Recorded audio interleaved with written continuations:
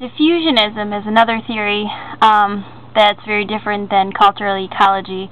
Diffusionism theorists believe that we are inherently an uninventive people and invariably prefer to borrow the inventions of other cultures rather than develop ideas for themselves.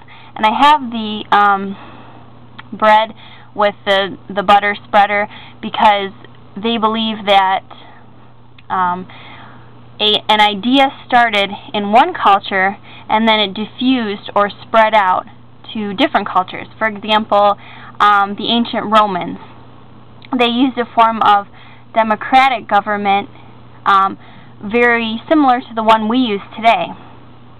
They started that, and now we have branched out or diffused into a democratic government that we use now in the United States. This is very different than cultural ecology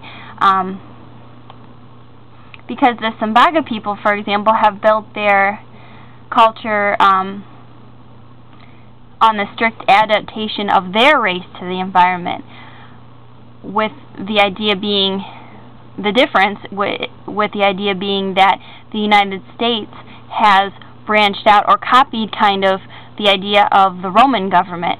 So that's where the difference lies. Sambaga people build on what they've learned from their past culture.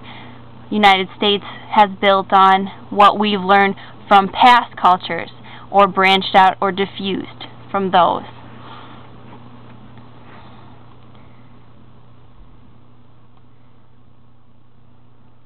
The next theory is the race theory. This is different than cultural ecology also. This theory posited that the reason human cultures differed in their behaviors was because they represented separate subspecies of humans or races.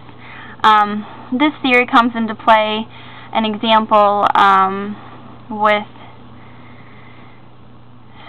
like the Nazi genocides.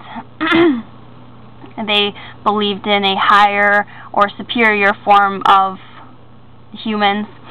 It also goes against the Darwin's theory of evolution. I have his picture there because he proposed that whether all living creatures are ultimately descended from a single common ancestor, and second, how a species was transformed.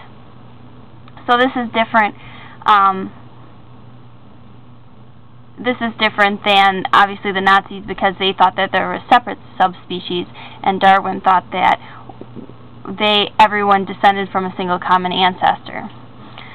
So that is different than the cultural ecology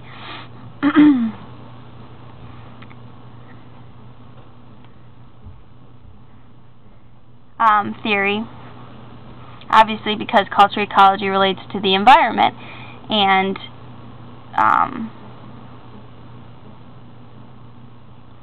this relates to subspecies of people.